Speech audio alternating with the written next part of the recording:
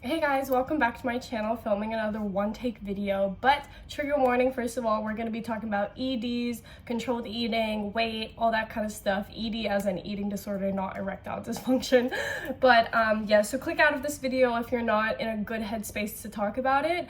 I've been talking about mental health on my channel for years and years, especially like in the beginning of my channel. I'm 26 years old now, so a lot of you guys know from when I was 17, I was like very depressed. I was struggling a lot mentally. I had controlled eating issues because I felt like there was no sense of control in my life and it was the one thing I could control. I was also doing it because it was a form of self-harm, and a lot of people, and I've said this time and time again, a lot of people believe that, you know, physical self-harm, eating disorders and that kind of stuff is a way to grab attention.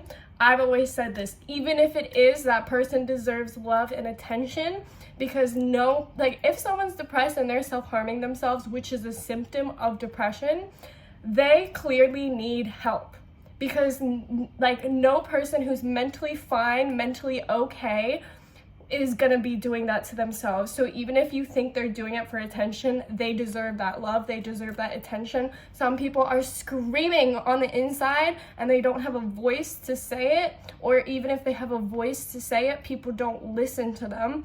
And sometimes it's just a way to, let it out, whether it's self-punishment, anyways, let's get into talking about eating disorders. But I just wanted to talk about, first of all, I'm fine. I've been eating really well. I just ordered a ton of food. I'm not concerned about my weight. I'm not concerned about my looks. I'm not concerned about, my health, only because I spent many years, making sure that I eat lots of fruit, lots of vegetables, drinking juice, taking care of my health, being fit, being active, dancing, walking everywhere I go. Like, I work really hard on my body so my mind doesn't have to work hard on it. I work hard on, being active, being healthy, so that I know I'm a good-looking, healthy person. I don't have to convince myself in my head that I am. But in the past, I had struggled a lot with eating disorders, particularly anorexia, and it was a form of self-punishment, control, everything that I just listed. And I remember there was this one point when I was around 16 or 17 where my parents left on holiday for several weeks and I just didn't eat. And I didn't eat because I thought if I made myself so small, I would disappear. It wasn't necessarily that I wanted to be super skinny, even though that was like a plus. That's something that I wanted to do. I also wanted people to know that like I'm super skinny and that I probably need someone to sit me down and say, hey, is everything okay? Which not a lot of people did, and I'm grateful for the people who took the time to send me a message or sit me down and say, hey, are you doing okay? Like, I notice you haven't been eating. I notice you've been, going to the bathroom after you do eat, and I hear noises. I feel like you're bulimic or whatever, that kind of stuff. But I remember I just thought if I just made myself as small as I felt so small. I felt like if I could make myself so small, I would disappear. I felt like if I made myself so small, there was less of me for people to hate on. There was less of me for people to criticize. Even like thinking about it now, like you can hear my voice shaking, like because like I am like very fine right now, but like thinking about that time in my life, like it's heartbreaking that like people go through this, that people suffer in silence, that people don't feel like they have someone to talk to, and even the fear of people being like, oh, you're just doing it for attention, or you just like are on a diet because you want to be skinny, or whatever it is. And I just want to let you guys know the journey, maybe no one ever just fully recovers from an eating disorder, but the journey gets easier and easier and easier as long as you work in here, okay? It doesn't matter if you're a big person and you go to the gym and you focus on how you eat and all that kind of stuff, and you lose that weight. Unless you fix what's in here, it's never gonna be enough. You could be the thinnest, fittest bitch out there, but if your brain doesn't believe it, it's not enough. If your brain still criticizes you, belittles you, makes you feel so small, you will never be small enough, you know what I mean? So really focus on fixing what's in here. And I've said this quote before too, and I don't know if it's really related to this conversation, but I work hard on my body, on my vessel, so that my mind doesn't have to work harder, which is kind of counter, it kind of doesn't match with what I just said, but I mean, like, I am active, I walk everywhere I go. I'm not walking because I'm like, oh, I have to lose calories, or oh, I have to be skinny or whatever. Like, I'm very active, I do dance, I eat healthy, but I eat healthy because I recognize what the food does for my body. When I drink juice, when I have pressed juice, I like pressed carrot, pressed celery juice, I notice I feel cleaner, I feel lighter, and then because of that, my brain feels clearer or whatever. So when I work on just being healthy, not in an obsessive way where I'm like, oh my God, like I have to be skinny. It's like I have to be healthy. I have to stop drinking so much Coca-Cola, because I'm always drinking Coca-Cola, because when I drink Coca-Cola, I listen to my body. That's what it is. When you eat something, you listen to your body. When I drink Coca-Cola, it has a lot of caffeine in it. It makes my brain hurt. It makes me feel like that boost of energy, but then I feel really lazy. It makes my skin feel sticky. Like, I listen to my body. Whatever I eat, I listen. Does my body like it? Does it give me energy? Does it fuel me to look at food as this? Is it gonna kill me or is it gonna fuel me? McDonald's is gonna kill you. Fruit is gonna fuel you.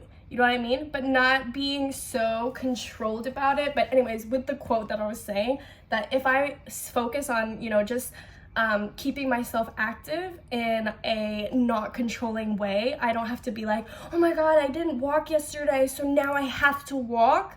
But just knowing that, like, okay, like, I've been locked in at home all day. I know it feels good for my body. It feels healthy for my body to go for a walk. When I'm at home, because right now I'm in Thailand, Bangkok, on holiday, but when I'm at home over in Brisbane, every day I walk around my block. I literally just, it's not even a 5-minute walk. It's like a 2.5-minute walk. I walk around and I already feel better. And when I work on making my body feel better, working on my body, my brain doesn't have to tell me, you look good, you look healthy, you look hot, you look pretty, because my body feels that. My body feels healthy, my body feels pretty, my body feels good because I'm doing things that feels good for my body, such as walking around everywhere I go, like being careful not to eat too much junk food. Like, I don't eat McDonald's. Like, I do drink a lot of Coke, but even listening to my body, knowing that, like, oh, Coke isn't that good for me. It's like a treat when I go out to eat something. But yeah, so I just want to let you guys know that when you listen to your body, things get easier for you. There are days where, very occasionally for me, there are days occasionally where I wake up and I don't feel good. I don't feel good, and I'm telling myself, it gets towards the end of the day, I haven't eaten anything simply just because I don't feel good, and I tell myself, just take a bite of an apple. I always have apples in my fridge. I take one bite of that apple, and the way I listen to my body and I say, ooh, that feels good. That feels good for me. It makes me take another bite. It makes me get up and start making myself food, making myself pressed juice, just little things like that. Even if, your eating disorder is like weight related, that you want to lose weight, still listen to your body. You know what I mean? Don't push yourself and be like, I have to walk 1,500 km today, or miles, whatever, I have to walk that much because I set myself to do this goal and I'm controlling it and I want to make sure I hit that goal. If your body doesn't feel like walking so much today because you walked enough yesterday, don't. Like listen to the vessel that you were gifted from the world. yeah, so anyways, I feel like I sound so angry, but yeah, so the eating disorder update is that I don't really have any concerns with my eating. The only time I have concerns with my eating is when is struggling. For example, on my period. On my period, my brain is struggling. When I'm on my period, I crave chocolates. I eat tons of chocolates. I don't feel bad for eating chocolates. I don't feel bad for eating junk when I'm on my period. But because my brain is already not feeling good because I'm just like going through hormonal changes and all that kind of stuff, like I do have moments where I slip and I feel like, oh my God, like why should I even like take care of myself or all that kind of stuff. It's one step at a time, bitch, one step at a time, okay? I forgot where I was going with this point, but like little by little, just keep your habits. Routine is such a safe way to relieve anxiety, and try not to relate food to your anxieties, you know what I mean? And it's harder to do. Like I'm still struggling with that. When I am not doing okay mentally, I tend to not want to eat. I tend to like if someone says awful news to me, it's really hard for me to eat, but I know if I don't eat all day, I'm not gonna feel good tomorrow. I'm not gonna feel good at all that day. So little things, take one bite of that apple, and then even that one bite, even if it's not just talking about mental and brain stuff, it wakes up your digestive system, and your stomach's gonna be like, brr, like I'm hungry, I want to eat. That's why the first thing I do in the morning before I brush my teeth, before I make my bed, is I chug a big bottle of water, because it wakes up my digestive system and it makes me hungry to eat breakfast. A lot of people don't eat breakfast. A lot of people are like, oh, breakfast isn't really for me. Drink a big glass of water in the morning and breakfast will be for you, okay?